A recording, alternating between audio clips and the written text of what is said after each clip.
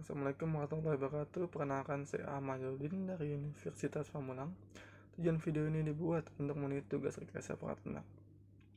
Di video kali ini saya akan membahas atau mempresentasikan materi tentang System Developed Life Cycle.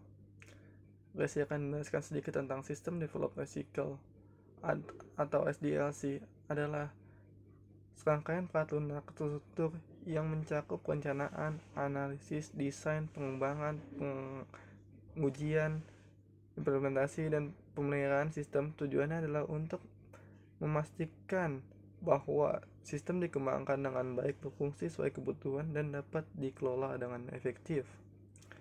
Di presentasi kali ini yang akan kita bahas yaitu pertama yaitu pengumpulan kebutuhan perangkat lunak, dan yang kedua atau terakhir itu teknik model pengembangan perangkat lunak. Yang pertama itu pengumpulan kebutuhan perangkat lunak adalah proses identifikasi, dokumentasi, dan pemahaman secara mendalam tentang pendidikan yang harus dipenuhi oleh suatu perangkat lunak yang sedang dikembangkan. Dalam pengumpulan kebutuhan perangkat lunak ada beberapa cara, yaitu wawancara, JID atau Joint Application Development, ada teknik atau analisa dokumen, dan yang terakhir itu observasi. Oke, kita akan bahas satu persatu. Yang pertama yaitu wawancara. Wawancara adalah proses komunikasi langsung antara dua pihak atau lebih, di mana pihak pertama akan bertanya dan pihak kedua atau yang lainnya akan memberikan jawaban terkait dengan topik atau informasi tertentu. Tujuan wawancara adalah untuk mendapatkan pemahaman lebih mendalam informasi atau data dari narasumber atau responden terkait dengan topik yang sedang kita bahas. Wawancara dapat dilakukan dalam berbagai konteks, seperti penelitian, seleksi karyawan, jurnalistik, atau pengumpulan informasi untuk keperluan bisnis.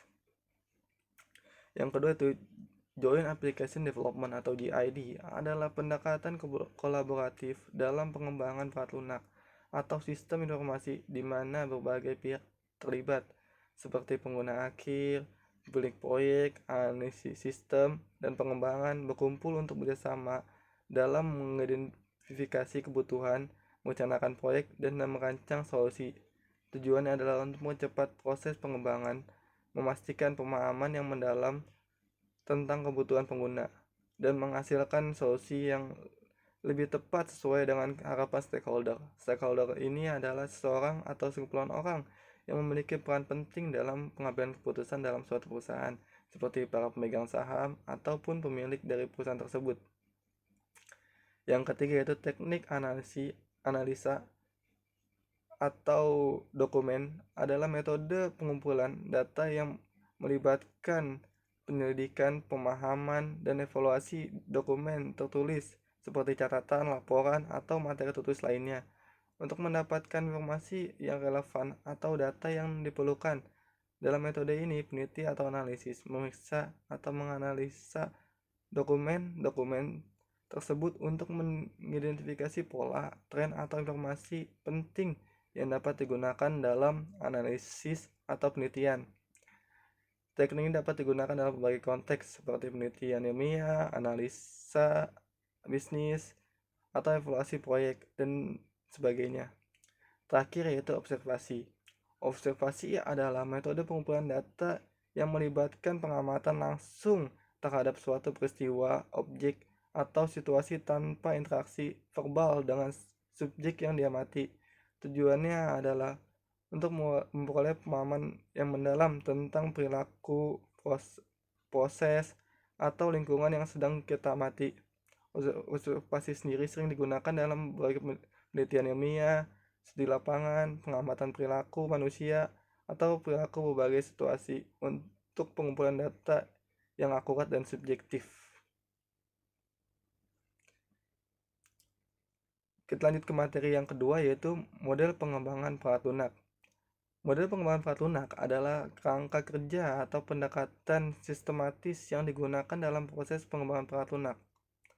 Ini membantu dalam merencanakan, mengorganisir, dan mengelola seluruh siklus hidup pengembangan perangkat lunak. Terdapat berbagai teknik dalam model pengembangan perangkat lunak, Di antaranya yaitu seperti metode waterfall, metode spiral, dan metode prototype. Dan banyak lagi.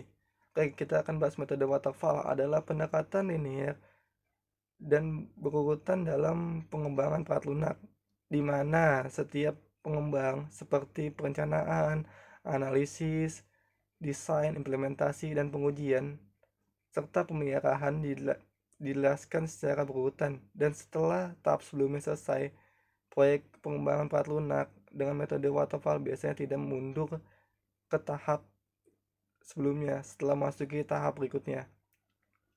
Ini adalah pendekatan tradisional yang digunakan dalam manajemen proyek perangkat lunak.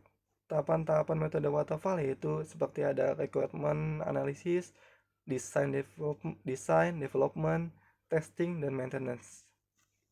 Selanjutnya itu metode prototype. Dalam pengembangan perangkat lunak adalah pendekatan yang melibatkan pembuatan model atau prototipe awal dari perangkat lunak yang akan dikembangkan. Prototipe ini digunakan untuk mengembangkan fitur atau fungsi yang diinginkan oleh pengguna, sehingga mereka dapat memberikan masukan dan umpan balik sebelumnya.